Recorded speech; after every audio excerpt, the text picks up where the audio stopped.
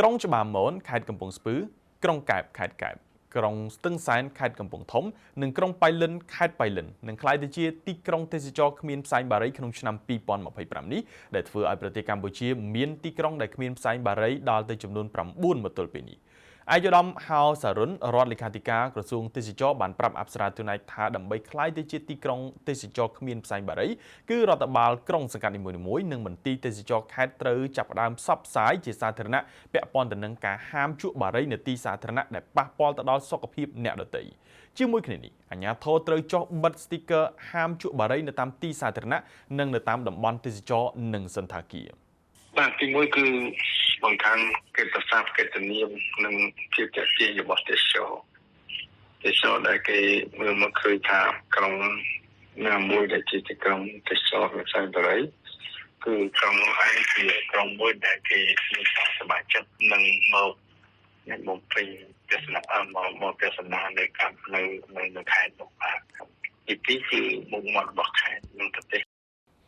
ឯកឧត្តមរដ្ឋលេខាធិការក្រសួងទេសចរបានបន្ថែមថាក្រសួងទេសចរនិងក្រសួងសុខាភិបាលនឹងចុះវាយតម្លៃនិងផ្ដល់ពានរង្វាន់ជ័យលាភីទីក្រុងទេសចរគ្មានផ្សែងបារីដល់ទីក្រុងនៃខេត្តទាំង4ខាងលើនេះដើម្បីឲ្យប្រកាសថានៅទីនោះត្រូវបានលុបបំបាត់ការជក់បារីនៅទីសាធារណៈបាទតាមឯកឧត្តមហៅសារុនក្រសួងទេសចរបានមានផែនការដាក់ទីក្រុងទាំងអស់នៃរាជធានីខេត្តទាំង25របស់កម្ពុជាឲ្យក្លាយជាទីក្រុងទេសចរគ្មានផ្សែងបារីនាពេលអនាគត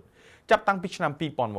កក្រសួងទេសចរនិងក្រសួងសុខាភិបាលបានសម្រេចដាក់ក្រុងចំនួន5គឺជាទីក្រុងទេសចរគ្មានផ្សែងបារីគឺក្រុងកំពតក្រុងសៀមរាបក្រុងព្រះសីហនុក្រុងបាត់ដំបងនិងក្រុងកំពង់ចាមលោកយ៉ងកំឯងប្រធានមជ្ឈមណ្ឌលប្រជាពលរដ្ឋដើម្បីអភិវឌ្ឍនិងសន្តិភាពយល់ឃើញថារាជរដ្ឋាភិបាលគួរតែពង្រឹងលើការអនុវត្តច្បាប់ហាមឃាត់ការជក់បារីនៅតាមដងផ្លូវសាធារណៈនិងនៅទីកន្លែងធ្វើការដែលប៉ះពាល់ដល់អ្នកដទៃបើយើងមើលនៅក្នុងរាជធានីភ្នំពេញយើងណាសូម្បីតែឈប់តាមស្តុបហ្នឹងក៏មានអ្នកជក់បង្ហុយបាទជួនកាលអ្នកខ្លះបើកឡានជក់បារីបង្ហុយនៅក្នុងភ្នំពេញហ្នឹងបាទអញ្ចឹងរូបភាពហ្នឹងមើលទៅអាក្រក់បាទហើយយើងថាហេតុអីបានជាបើកកញ្ចក់ឡានជិះជក់បារីផងអីផងបាទហើយតាមពិតយើងមានច្បាប់ប៉ុណ្ណឹងអត់មានការផាកពិន័យសេចក្តីព្រាងច្បាប់ស្តីអំពីផលិតផលថ្នាំជក់ឆ្នាំ2016ចែងថាជនណាដែលប្រព្រឹត្តល្មើសជក់បារីនៅតាមទីសាធារណៈនិងកន្លែងធ្វើការនឹងត្រូវផាកពិន័យចំនួន20,000រៀលហើយចំពោះម្ចាស់ទីតាំងដែលមិនព្រមបិទសញ្ញាហាមជក់បារីនឹងត្រូវរងការផាកពិន័យចំនួន50,000រៀលតាមរបាយការណ៍របស់អង្គការសុខភាពពិភពលោក WHO បញ្ជាក់ថាជារៀងរាល់ឆ្នាំប្រជាជនកម្ពុជា 15,000 នាក់បានស្លាប់ដោយសារតែថ្នាំជក់បណ្ដាលឲ្យប៉ះពាល់ដល់សេដ្ឋកិច្ចគ្រួសារនិងសហគមន៍ប្រមាណ$663 លាននៅក្នុងមួយឆ្នាំ